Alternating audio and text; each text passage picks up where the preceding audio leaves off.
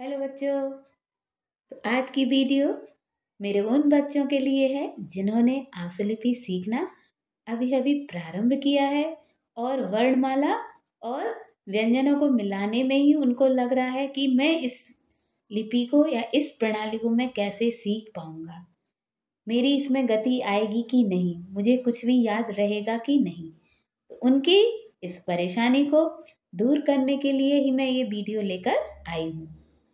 साथ ही साथ इसमें मैं ये भी बताऊंगी कि आप अपनी गति कैसे बढ़ा सकते हैं, जिसके 10 उपाय मैं खोज कर लाई हूँ। तो सबसे पहला जो उपाय है कि आपको किसी अच्छे लेखक की प्रचलित प्रणाली की किताब से ही आशुलिपि को सीखना प्रारंभ करना चाहिए। जो दूसरा उपाय है कि आशुलिपि में अभ्यास नितांत आवश्यक है। अभी आप वर्णमाला सीख रहे हैं या व्यंजनों को मिला रहे हैं या स्वर कर रहे हैं, उसके बाद जैसे जैसे आप आगे बढ़ेंगे, शब्द चिन्ह, शब्दाक्षर, संक्षिप्ताक्षर, वाक्यांश, उपसर्ग, प्रत्यय, जो भी आपका आता जाए, आपको सभी का अभ्यास प्रतिदिन जब तक करना है जब तक कि वह आपके हाथ को और दिमाग को अच्छे से याद ना हो जाए। यहाँ यह ध्यान देना आवश्यक है कि कुछ शब्द चिन्हों, शब्दाक्षरों इत्यादि को आप जल्दी याद रखने में समर्थ हो जाएंगे, लेकिन कुछ ऐसे होंगे जिनमें समय लग सकता है। ऐसे शब्दाक्षरों या शब्द चिन्हों को एक पंक्ति में लिखें और उन्हें पूरे पृष्ठ पर अभ्यास करें। इस प्रकार अभ्यास से आपकी गति और आपका आत्मविश्वास निरंतर बढ़ेगा। जो भी अभ्यास आपको डिक्टेशन के लिए दी जा रही है, उस अभ्यास को भी बार बार उसकी प्रैक्टिस करके लेके जाएं, जिससे जब उसका श्रुतलेख हो तो आप आत्मविश्वास के साथ उसको लिख सकें। तीसरा जो उपाय है कि पहले किताब की ही अभ्यास को लिखने का अच्छे से अभ्यास करें और फिर उन्हें विभिन्न गति, जहाँ तक आपको स्वयं पर विश्वास है, लिखें।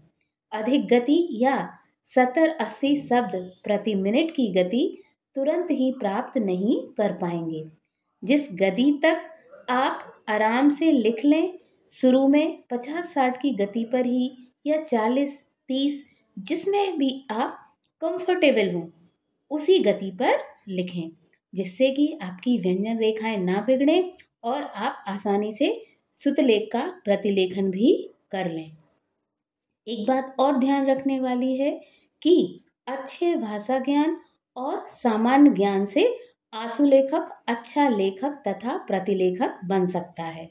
वक्ता का आशय समझने पर ही सही प्रतिलेखन संभव है और सही प्रतिलेखन के लिए आपको भाषा ज्ञान, शब्द, अर्थ, लिपि, वर्तनी, वाक्य परिच्छेद एवं व्याकरणिक चिन्हों का पूर्ण ज्ञान आवश्यक है। शांति और धैर्य आशुलेखक के वांछनीय गुण हैं। डिक्टेशन लेते समय जहाँ ध्यान वक्ता की ओर केंद्रित रहना आवश्यक है, वहाँ श्रवण शक्ति और ग्रहण शक्ति भी इसके लिए आवश्यक गुण है। जब आप किताब की अभ्यास पूर्ण कर लें तो अब आपको किसी भी समाचार पत्र के संपादकीय पृष्ठ या किसी भी रनिंग मैटर से अपठित श्रुतलेख का अभ्यास शुरू करें। एक बार लिखने के उपरांत जिन शब्दों पर आपका हाथ थोड़ा भी रुका या लिखने में परेशानी हुई, तो उन शब्दों का अलग से अभ्यास कर लें एवं पुनः उस श्रुतलेख को 3 से 4 बार अभ्यास करें।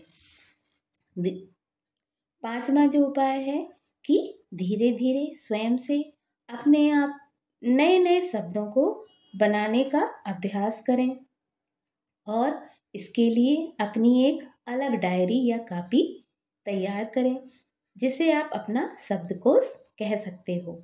लेकिन ऐसा आप तब ही कर पाएंगे जबकि आपका आशुलिपि का सैद्धांतिक ज्ञान बहुत स्पष्ट होगा, अर्थात आपको सारे नियम स्पष्ट होंगे, अच्छे से समझ रहे होंगे। इसीलिए आपको कहा गया है कि किसी अच्छे लेखक की प्रचलित प्रणाली की किताब से ही आशुलिपि को सीखें।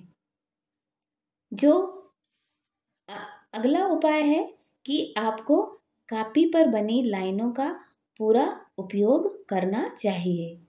नज़दीक एवं छोटा छोटा लिखने से आप अधिक आसानी से, सुंदरता एवं अधिक विश्वास के साथ लिख सकेंगे।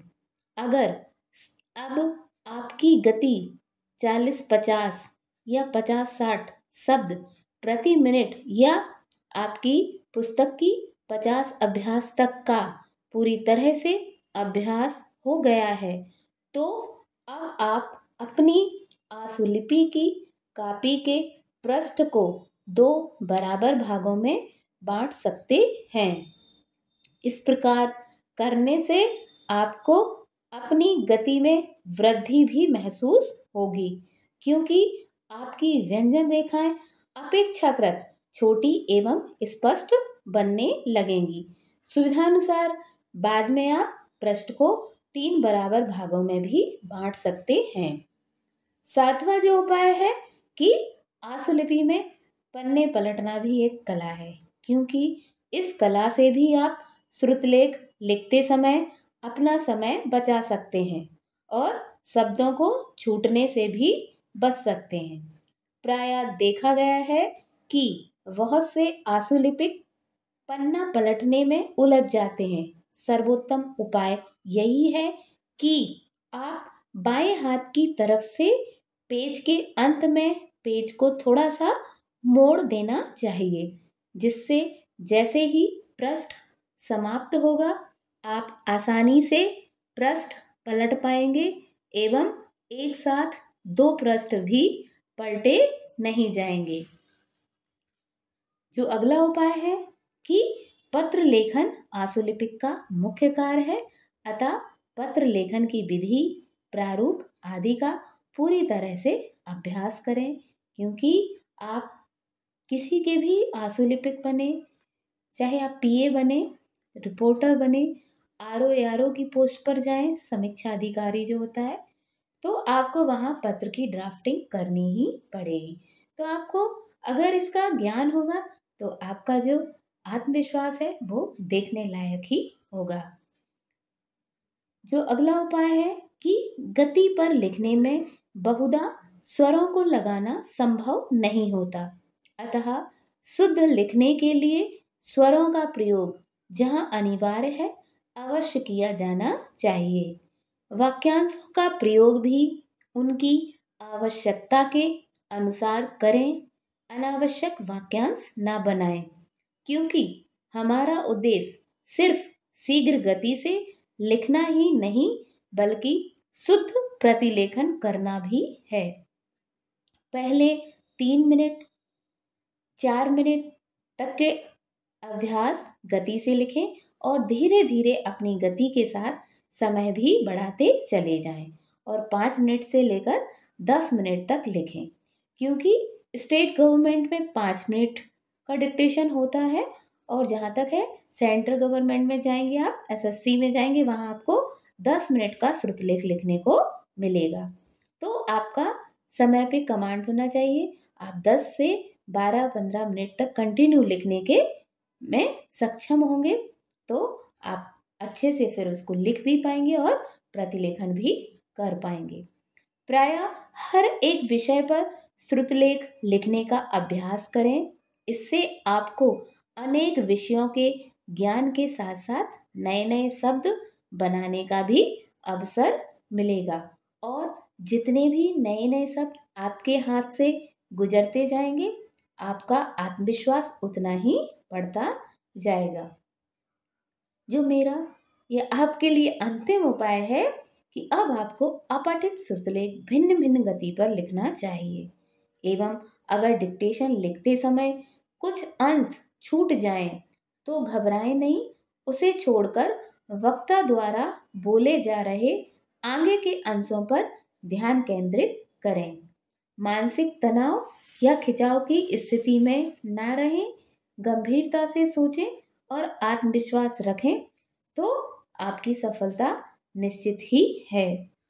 आंसू में प्रतियोगिता की भावना होनी चाहिए क्योंकि इससे साहस और उत्साह के साथ साथ उसकी दक्षता भी बढ़ती है। अंत में बस इतना ही कहना चाहूँगी कि आप अभ्यास पर पूरा फोकस करें, चाहे आपकी बुक पूरी हो गई हो, चाहे आपको 2 साल हो गया हो, लेकिन जब तक आपको जॉब नहीं मिलती या आपका लक्ष्य आपको प्राप्त नहीं होता है, आपको आशुलिपि में अभ्यास करना कभी भी बंद नहीं करना है। कम से कम रोज 2 या 3 डिक्टेशन तो जरूर लें और कोशिश करके एक डिक्टेशन को प्रतिलेखन भी करें। धन्यवाद।